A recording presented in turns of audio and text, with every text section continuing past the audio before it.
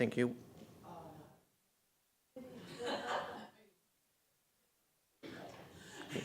Right, we have two reports, one on page 55 and one on page 381, which is in the supplementary. So turning to the first one, we have a Part A matter about the board recommends the council that it requests staff to investigate development of policy for protection, promotion and management of natural springs in Christchurch City. And then there is a report later on in the agenda from council staff saying that it's not necessary to have a policy, but feedback that I've had through to me about that is that it's actually not adequate. It doesn't address new and emergent springs or in existing residential or other areas, and it would be good to actually formulate a policy on exactly what the board has proposed, and I request that the councillors support the board's recommendation.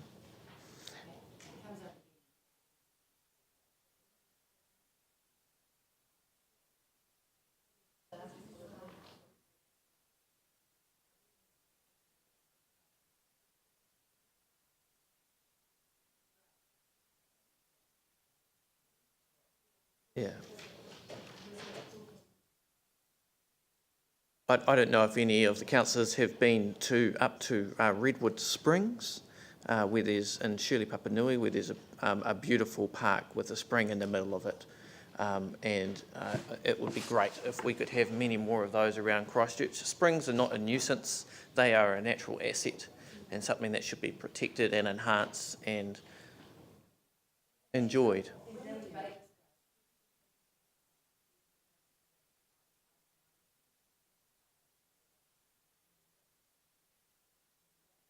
Yes, and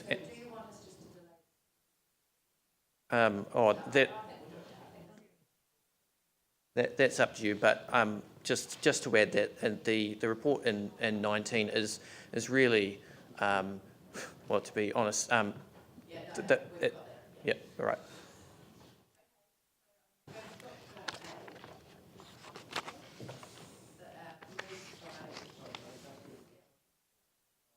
Relating to page 381, so in the supplementary, you're requesting, Paul, a representative to attend a workshop with the board, council staff and representatives of spokes regarding cycle safety on Dyes Pass, Cashmere and St Taurus Road. I think it would be good if that workshop were able to be attended by members of the Littleton Mount Herbert Community Board as well, on the basis that Dyes Pass goes right the way across to Governor's Bay. The safety issues that were raised. Sorry, I didn't realise we were talking about the other Part B items as well. Oh, right, okay.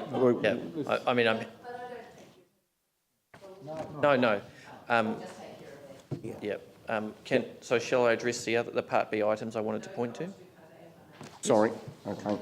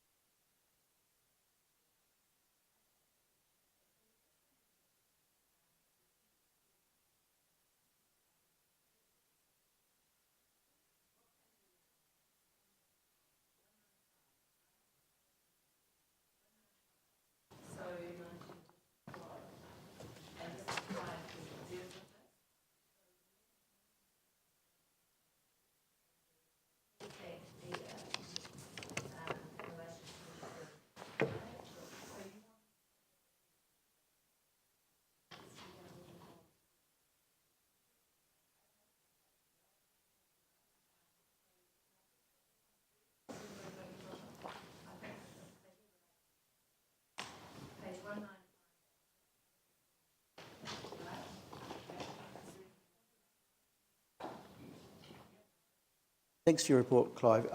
It just seems to me that just in terms of what the board, both Hagley Ferrymead Community Board and Spreydon Heathcote Board have raised, yes, is that the boards really would like to see the springs given more prominence and more marking so people know where they are. And I guess your report really implies that, in fact, while it's under, those issues are under different parts of council strategies and plans, in fact, it seems to me too, though, that it needs some kind of way of making having a way to have the springs given more prominence than perhaps they currently are within the existing plans. Do you want to comment on that? To give prominence, we can certainly, as part of our surface water plans, which are our communication documents of what we're doing with the various catchments, river catchments throughout the city, is about naturalisation of waterways. It's also about bringing the community on board, understanding and appreciating their waterways, and is working with the zone committee as well. It's about education programs as well, and getting the community to be aware of what their waterway, what makes up the waterway, and springs are one of those. And obviously, with the various legislation and the documents that we have, which are listed in the attachment here, staff feel that there is adequate protection and consideration of natural springs, and certainly as part of the development of the surface water plans, naturalisation process of the catchments, there can be educational material, plaques, that sort of thing, put out to give people information about natural springs. So to kind of give effect to my second question then. My second question really then, Clive, given that that is part of the policy, if you like, would it not be sensible to actually run with the suggestions and interests that both community boards have by way of staff also being involved in these workshops, so in fact we can actually achieve what is written in the policy, with the community boards certainly being involved with engaging people around the areas where the springs are? Well, certainly, an opportunity. Certainly agree that there's an opportunity always to work with community boards about any planned strategic or planned ideas about naturalising waterways, improving waterways, and that's done in conjunction with the Canterbury Water Management Strategy Zone Committees, and I believe community boards have had a good amount of input into things like the replacement district plan, that sort of thing, and other aspects of council work. So any future work that's done in the catchments, I would see as being necessary to engage the community and the community boards.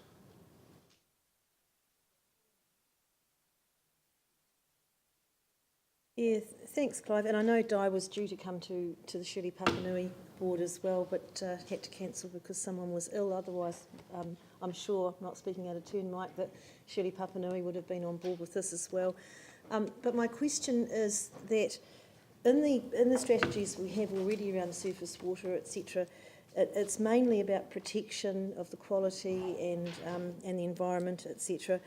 Do you think that if we had a separate policy that we could actually focus more on the springs themselves, separate them out, and perhaps look at giving them more priority, more status, more enhancement? Like in Redwood Springs, we've got the beautiful sculpture and the walkway around it. Do you think a policy would actually help that to occur?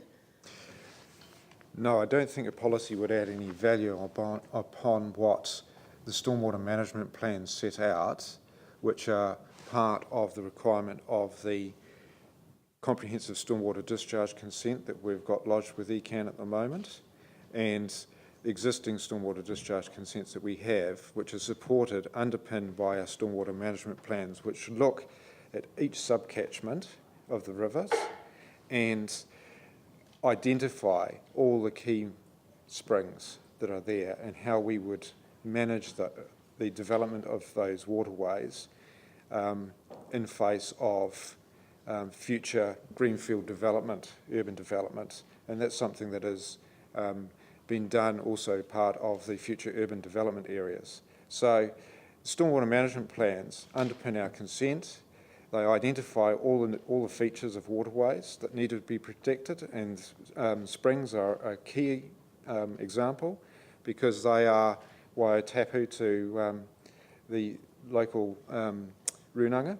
So, you know, there's a lot of interest in natural springs from a wider community right through to other partners. So I assume this recommendation's come from Di Lucas, who made the presentation. Has she recommended that a separate policy be established? That's correct. And so do you you'd work with Di quite closely? I haven't personally worked with Di, no. Might be good to have that conversation then, because she's much respected in waterways and around Christchurch and natural environment. So my question is, why has she actually recommended that a separate policy be established? Can I say that the current policies and plans are quite functional documents and don't really allow for sort of prioritisation of those key natural features like springs. So it's mostly management, and we hear the words management and function and stuff. And having a separate policy for these springs, both the ones that were existing pre-quake and post-quake ones in areas that are appropriate is really important to give them the value that they deserve. The emphasis in the report is on greenfields areas and not in brownfields areas, and there's been a number of springs that have emerged, a number of springs which exist in brownfields areas, and this report doesn't really address those. And what we're talking about is protecting springs across the board, not in terms of future management of future urban development areas only.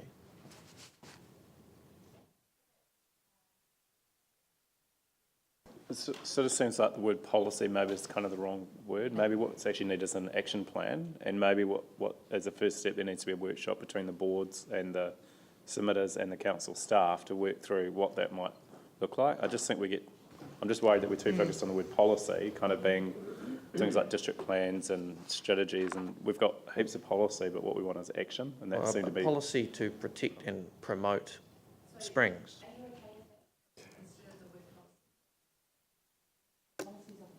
If we were able to pull out the things from each of these that are to do with springs and see if they are currently sufficient together and get them in one document together in a natural springs document. Can I just respond that we do focus on springs in our surface water strategy, but we are also at poise now just starting on a 3 water strategy. So that's bringing the 3 water focused strategies that we currently have under the Natural Environment Program, and that would be an opportunity to,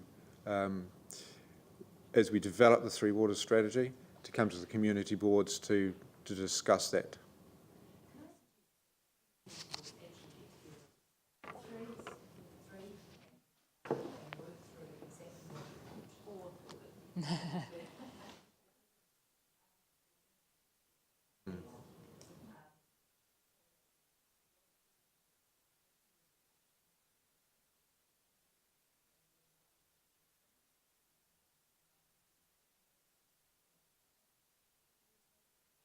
Yep.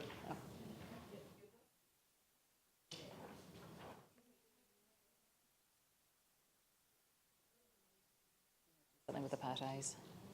Well.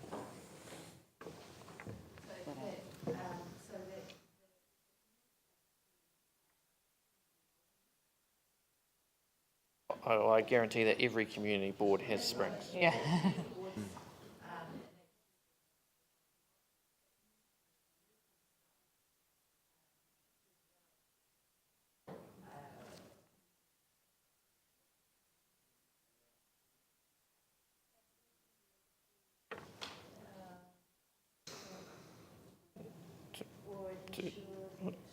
To develop an action plan.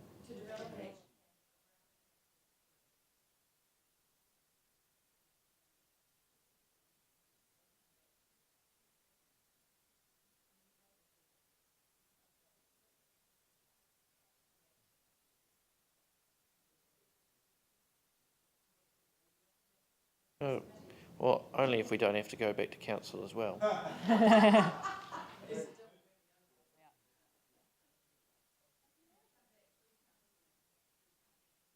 we want to add the members of the community in that? Or, yeah, we can just...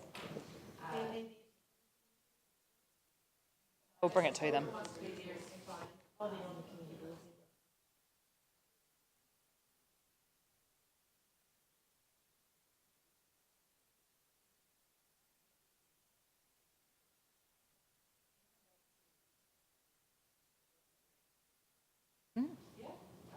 That'd be good.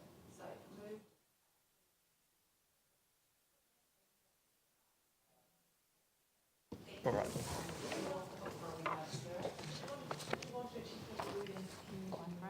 It's already passed. That's fine. I'll just do my part B. So back to page 56.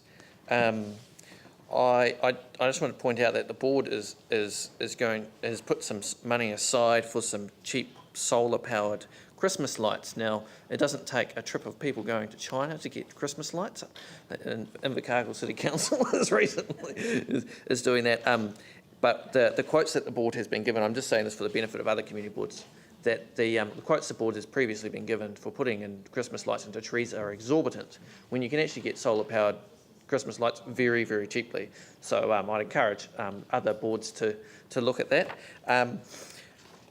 And The idea, it's great, yeah. 3.3, we met with representative from Select Evolution who are developing the adventure park on Worsley Spur, and that was really exciting. It's going to be a fantastic development. It's going to benefit the community from what we can see.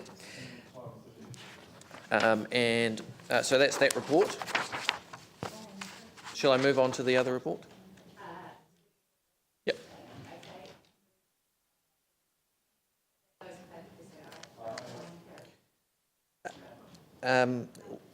So on to page 381 in the supplementary, clause 34.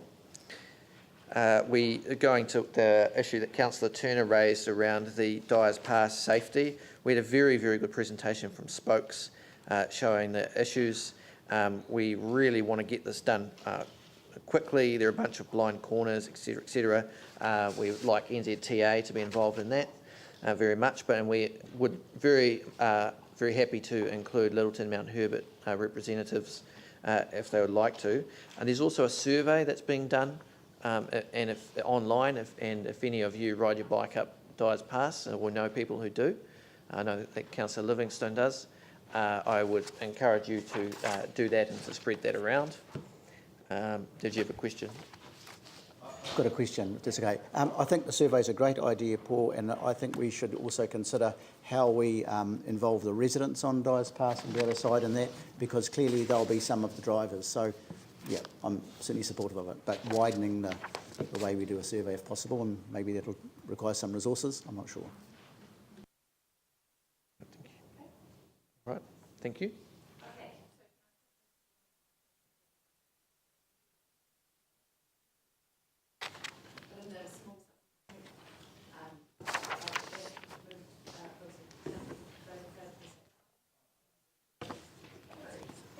Thank you.